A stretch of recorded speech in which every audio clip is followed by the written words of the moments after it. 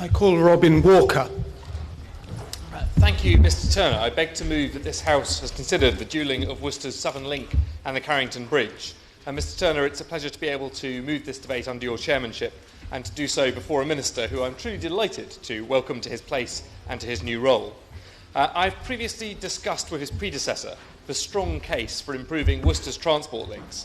And last year, the Minister for Roads, my honourable friend for Scarborough, kindly hosted myself and the honourable members for West Worcestershire and Mid Worcestershire, as well as representatives of Worcestershire County Council and the Worcestershire LEP at his office in the Department of Transport. Since then, his colleague, the Right Honourable Member for the Derbyshire Dales, has been to Worcester and seen for himself both the ongoing work to dual the Southern Link and the bottleneck currently formed by the Carrington Bridge. My honourable friend for Harrogate is always welcome to make that journey himself, and I'd be delighted to show him the long queues of traffic at that junction any time he wishes to come. He knows that traffic is one of the top concerns of my constituents and one of the few things keeping Worcester only in the top 10 of cities to live in the country and not right at the top of the list. And that the Southern Link Road is not only a vital local road but also a key strategic link for our county and its neighbours. In addition to its role as a transport link, it also provides essential flood resilience to a city which unfortunately is only too well known for its propensity to flood. Beyond the single carriageway Carrington Bridge, there is a long area of causeway on which the A440 crosses the floodplain to the south of Worcester. And I was very pleased to learn only this morning from the Environment Agency that they're already advising on how best widening of that causeway could be achieved without a negative impact on flooding elsewhere. I'm delighted that after years of support from Sir Peter Luff, I'm joined for today's debate by his successor, my honourable friend for Mid Worcestershire, who I congratulate again on his election to this place. And I know that my honourable friend for West Worcestershire, although newly elevated to high office in the government, would be here as well if it wasn't for the very demands of that office.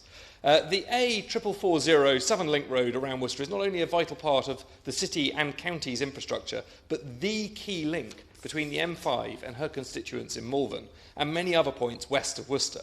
In addition to the strong support we've won for its improvement from Worcester City Council, Wychavon and Malvern Hills District Councils, we've now submitted to the Department letters of support from the Herefordshire County Council and the Marches LEP. As one of only two crossings of the mighty River Severn between Holt Fleet and Upton upon Severn, and the only one with the potential to carry more than a single lane of traffic, it is the key bottleneck for a population of hundreds of thousands and an increasing amount of business traffic.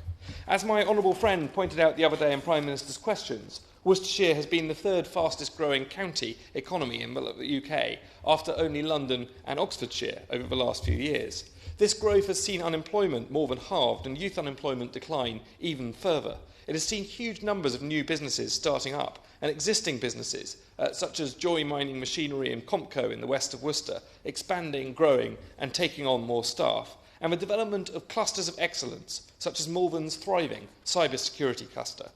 The rise of rural broadband notwithstanding, such commerce naturally grows the weight of traffic and the demand for vital transport infrastructure.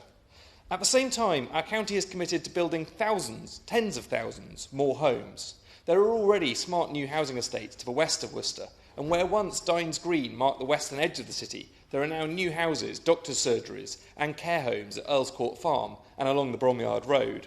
Under the South Worcestershire Development Plan, there will be tens of thousands more homes to the south and the west of the city. Not all those people living to the west of the city will be able to work, shop and get to schools on the west side of the River Severn, and not all those people living on the east will be able to stay on the east. We want the new residents of the South Worcestershire urban extension to be able to enjoy the beautiful Malvern Hills and the Elgar Trail, and we want those on the west to be able to venture across to my honourable friend's constituency and experience the delights of Evesham, Droitwich and Broadway. In addition to this rising demand, there are some wonderful transport improvements in prospects for which I should rightly thank the Minister and his department. The last government has already committed to upgrading both of Worcester's motorway junctions and resurfacing much of the M5, as well as making it a smart motorway. This will improve our access to Birmingham, to the M5 corridor with its high-tech jobs and aerospace, and indirectly to London and the rest of the country. That improved access will only fully benefit my constituents and those of my honourable neighbours when the Southern Link allows them to reach the M5 with greater ease. We also have the exciting prospect of a project for which the county has been calling for over 30 years being delivered within the next two, Worcestershire Parkway Station. This crucial addition to our rail links will improve our rail connections with London, Bristol and Birmingham and serve the whole south of the county.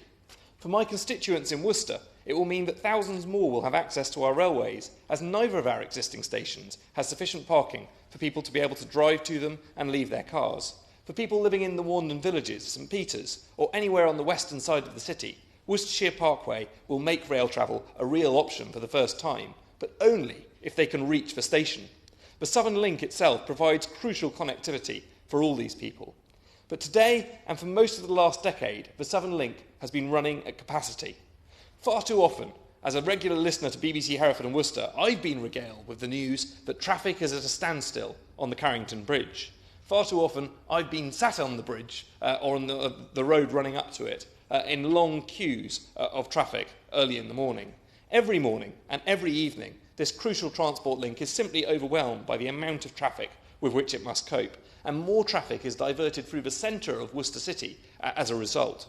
When the floods hit Worcester and closed our city centre bridge last February, the queues could take hours, and I know getting up regularly at 6 o'clock in the morning in order to make a 9 o'clock appointment in Worcester wasn't an ideal way to commute into work. This was before the new developments in the South Worcestershire Development Plan, which the County Council themselves estimate could generate an additional 342,000 trips per day by 2019, or 588,000 by 2031.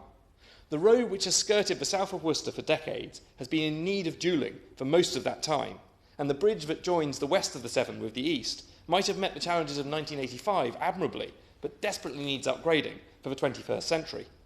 One of the pleasant surprises of the visit of the Transport Secretary on a sunny April day this year was taking him down the hill from the viewing platform that overlooks the Carrington Bridge and coming across the plaque that commemorated my father as MP for Worcester and Energy Secretary, opening it on almost precisely the same day in 1985. A great deal has changed since 1985, when I was 7 years old, but I hope we share with that period the fact that we have a Conservative government prepared to invest in our country's infrastructure and inject new energy into the challenge. It is worth noting that the coalition government already invested in improving the Southern Link, and along with Worcestershire County Council and our local LEP, has delivered substantial upgrades, which the Transport Secretary was able to see underway during his recent visit. Through a combination of pooling new homes bonus, local funds, and a government contribution to the Worcestershire LEP Strategic Economic Plan through the Local Growth Fund, the dualling of the Southern Link, the southern part of the road, and upgrades to its major roundabouts have already been set in motion.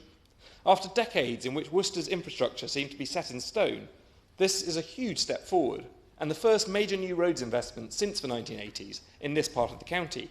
However, the full benefits of all of that work, the dualling of the A440 between the M5 junction and the Ketch roundabout, won't be seen until the full dualling of the road is achieved, including the bridge and the causeway beyond it. Many constituents have complained to me that it could be a waste of money to have doubled the road only so far as the Carrington Bridge, but not beyond it. And many more have pointed out that traffic from the west will still head through the city rather than round it, so long as there isn't dual carriageway between the west and the south. Put simply, the wise investments made by our county, our districts and our country in upgrading this road could be made to look like a white elephant if the job is left incomplete, but a golden opportunity if it is finished. There has been a well-supported online petition put together by my constituent Brian Gladman that made this point. Brian Gladman is someone who campaigned for many years to improve the broadband infrastructure in the west of Worcester and make sure that all my constituents are well served. It's great that he's also bringing his leadership to this issue of improving our roads infrastructure as well. And it was a point that was constantly hammered home to me on the doorsteps of Worcester during the recent election campaign.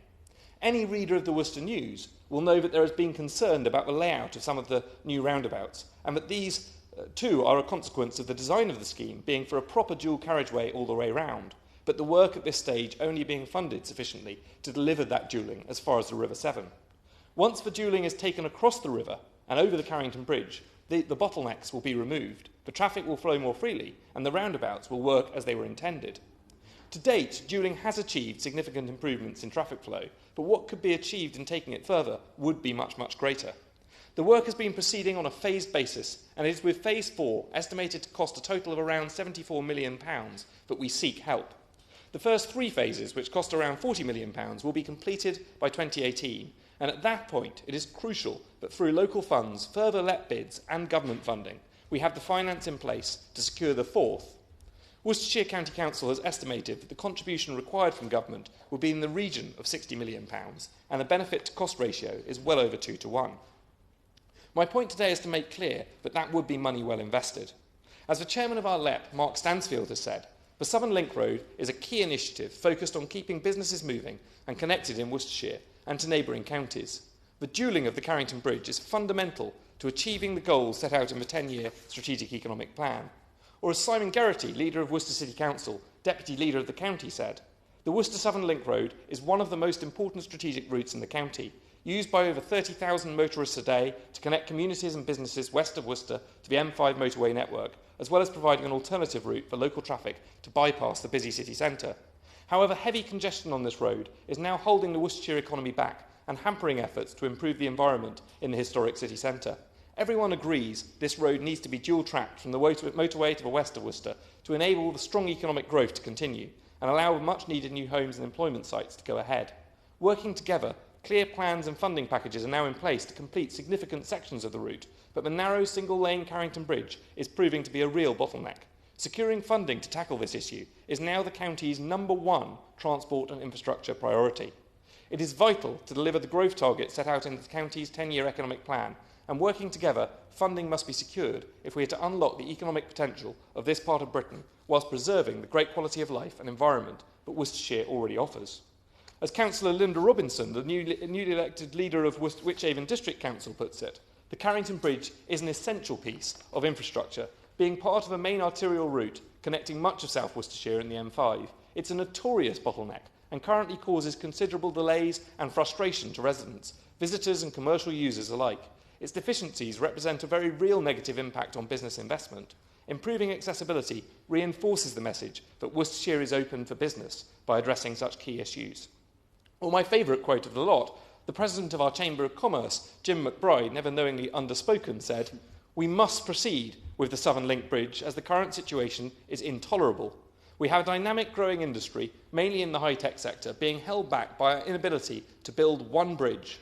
It's like having a fibre optic cable with an old-fashioned copper section in the middle, making the whole thing unworkable. You just need to come off the motorway and down to a bridge to see how ridiculous it is. We need to help our industry, not hinder it." Amen to that. Mr Turner, the Carrington Bridge overlooks the battlefield of Worcester, where in 1651 Cromwell won the day for Parliament and stormed the River Severn with his bridge of boats. The same barrier that he overcame in a few hours that day remains a challenge for my constituents, and many others beyond, centuries later, but securing this investment will turn it from a barrier to growth into a pathway to prosperity. I commend this project to the Minister, and I hope he can support it for funding, whether as a pinch point or as a local road or a vital strategic one, but most of all, as a project that is essential to local growth. Yes, the Minister. Thank you very much, and thank you, Mr Turner. It's a pleasure to serve under your chairmanship for the first time. May I start by congratulating my honourable friend for Worcester on securing this afternoon's debate on the dualling of Worcester's Southern Link and the Carrington Bridge, and thank him as well for the invitation to come and see it for myself. I have to say I do have some knowledge of the area. I have driven the roads that we are discussing today, though the main reason for my visiting his constituency is often related to New Road and watching the cricket. But I will, at some point, I hope, take him up on that offer. He mentioned that people want to travel around the area and experience the delights of the Malvern Hills in western Worcestershire. Well, I want them to experience that too, because it is an area which is truly special. And I really liked the lovely link across the years with the story of his father opening the bridge in 1985, and now my honourable friend working to make it even better. I'm aware that this topic has been the subject of previous parliamentary questions and ministerial correspondence, and I really praise the honourable gentleman for continuing to highlight the importance of good transport and good transport infrastructure to build strong economy and sustainable communities. I'm aware of the excellent work that he's done over the recent years to represent and promote Worcestershire as a whole, and I hope to address some of the points that he's raised during the course of the debate this afternoon. Now, Worcestershire is a marvellous county. It has actually a population of over 500,000 and is served by a number of key transport connections, and I think the debate today should be placed in the context of those. So I'll just quickly highlight some broader context. The nationally important M5, M42, M40 and A46 all run through the county, as do the major local roads, the A449 and the A4440, which is, of course, our focus for today. Rail also plays a very important part in the county, with lines offering connections to Birmingham, Hereford, Bristol, London and via Oxford. He highlighted the success of the Worcestershire economy, and it has, I'm quite sure, a very entrepreneurial workforce. That's certainly been my experience, and it is a county which is a very attractive place to live and do business. As my honourable friend has highlighted this afternoon, the Worcestershire transport network is of critical importance to the performance of its local economy. Reliable connectivity enables the residents of Worcestershire to have good access to jobs and for local businesses to have good access to their markets. My honourable friend mentioned the area does have a propensity to flood. It is quite famous for that. I certainly have been there during occasions of intense floods and seen for myself the impact it has on local roads. You highlighted the winter 2013 floods, which was the wettest winter on record. We didn't just have flooding in Worcestershire, it was affected parts of the southwest, southeast and Yorkshire and Humber, indeed across the country as a whole. I do remember my right honourable friend, the Prime Minister, visiting his county at the time of that weekend, which was in February, and I remember, I checked in fact for today's debate, the River Severn peaked at 5.3 metres, its highest level since summer '07, and I'm aware that actually 100 or so properties were flooded in Worcestershire, with over 40 in his own constituency. So there is an important issue about resilience in the local transport network. These floods, I know, caused a number of road closures, impacted upon business, and I thought the Worcestershire County Council Emergency Response Team did a really very impressive job, and that was highlighted at the time, I think, by my honourable friend. My right honourable friend, the Transport Secretary, has allocated, amongst funding to highways authorities across the country, some extra support to help tackle their resilience issues, and that saw over £2 million allocated to Worcestershire County Council. The point really that he's made is the importance of the reliability and resilience of the transport infrastructure. Now, one of the key things I have to tackle, and one of the key priorities for the Department for Transport, is our road investment strategy. Basically, the government is committed to a long-term economic plan, as we have detailed previously, and part of that is delivering infrastructure investment. Infrastructure investment in transport is key to making our economic growth continue. We all know that roads play an important part in our economy. They play a central role. Nearly every area of our economy would grind to a standstill if our road network ground to a standstill. We need a high-performing road network to deliver the economy we need. Our commitment to deliver that really is the road investment strategy. It is a significant commitment. It's a £15 billion commitment, which will see investment in 127 schemes across our road network between now and 2021. So it's a very positive time for road investment, and that has implications on my honourable friend's constituency, because it includes significant investment in Worcestershire, such as the introduction of the smart motorways between junctions 4A and 6 on the M5.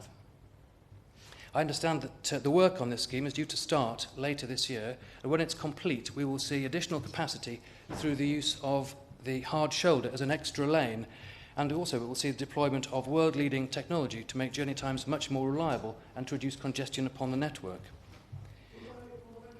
Yes, of course.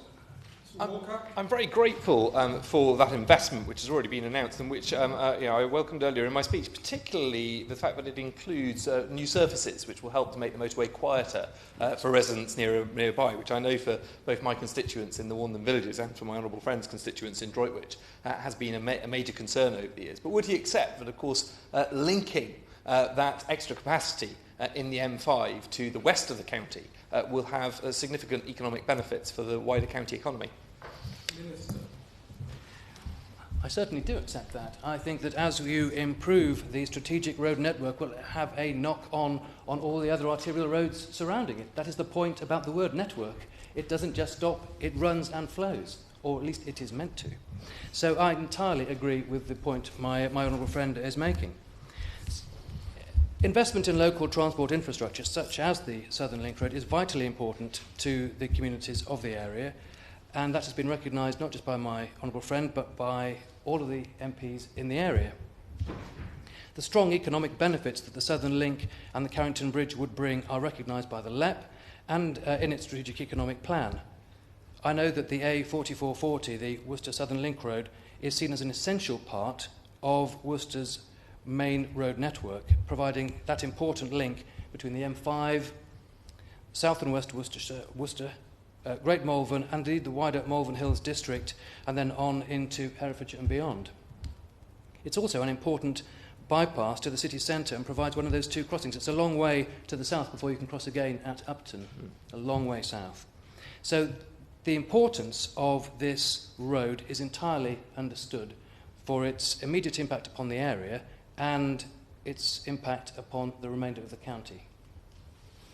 Now, that's why there has already been some investment in it.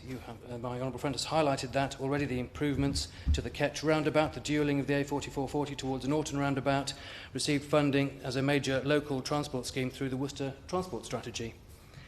That strategy has a package of £14.2 million from DFT funding and aims to improve the role of Worcester as the principal economic hub of the county through delivery of a package of measures basically designed to improve sustainable transport and maximise access to economic activity in the city. The elements of the package on the Southern Link Road have already been detailed, but they have, I think, made quite a difference. My honourable friend highlighted how phases 1 to 3 have already made an improvement, but the image of a high-level fibre optics suddenly coming across an old copper connection brought home just the importance of completing this scheme. I understand, however, that the work on that fibre optic section, those phases 1 to 3, has been progressing well and are due to finish this summer. The government recognises that need. That isn't the question here at all. The improvements on the A440 south of Worcester have helped to support growth, and the government has placed investment funding for it. The importance of further investments were recognised in the expansion of the Worcestershire Growth Deal only in January of this year. And in this expansion, we confirmed that we will work with the County Council to, as the Highways Authority, to determine how further stages of that work can be taken forward. The A4440 is a key local road, and as such, it is the responsibility of the local Highways Authority, the County Council. Any proposal for further improvements to the road, therefore, are also a matter for the County Council. I know the County Council recognises its complexity. It is an area which is very beautiful. It has historic implications, as my friend highlighted, and it crosses the Severn and its floodplain. It is therefore very sensitive. But I understand the feasibility work would need to be undertaken really in respect of this scheme, and I think that is already in consideration. So let me just get to the point about some clarity on funding streams. The government is committed to growth deals and to provide ongoing support to local enterprise partnerships to deliver jobs and growth. Funding for proposals such as the further development of the Southern Link Road and the Carrington Bridge are provided through the government's local growth fund and the growth deals agreed with the local LEPs. Any future growth deals would allow Worcestershire to put forward schemes that will make the biggest difference in the area, as they have done in previous deals, including this particular road. So I think it's therefore very important for local members to continue to work with the County Council and to continue to work with the local enterprise partnership to maintain the visibility of the scheme as funding will become available. The government recognises the power of transport to change things, change lives, change economies. It brings opportunity. It tackles congestion. It improves connectivity. And it improves the quality of life in an area. I've mentioned some of the ways that the government is already working to support the transport infrastructure in Worcestershire, and there are others. You know, at the local level, the LEP was awarded 47 million in its growth deal earlier this year and 7.2 in January, 7.2 million in January.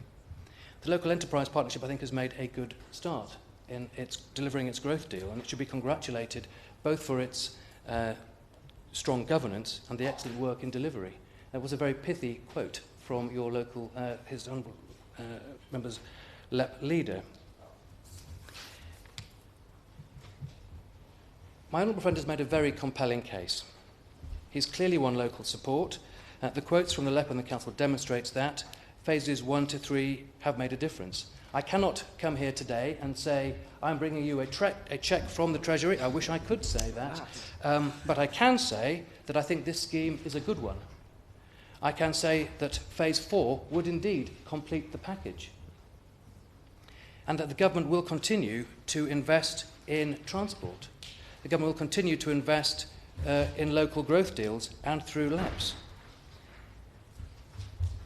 So it's important, therefore, that we make sure that this scheme is at the top of the queue for funding.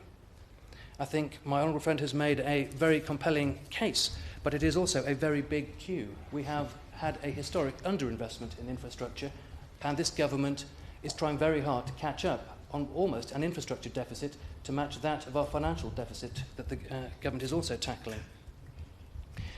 But the government remains committed to investment in infrastructure and for excellent projects waiting for funding.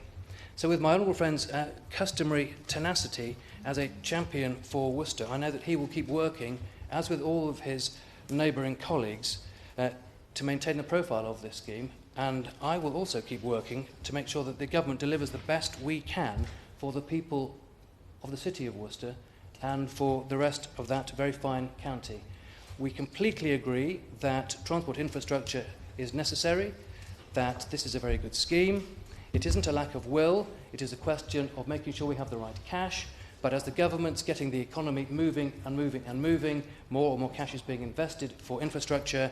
This is about making sure that this scheme is at the top of the list locally, and I think my honourable friend has done a fantastic job of making a compelling case today. The question is that this House has considered the dualling of Worcester's Southern Link and the Carrington Bridge. As many as are of that opinion say aye. Of the contrary, no. I think the ayes have it. The ayes have it. Order, order.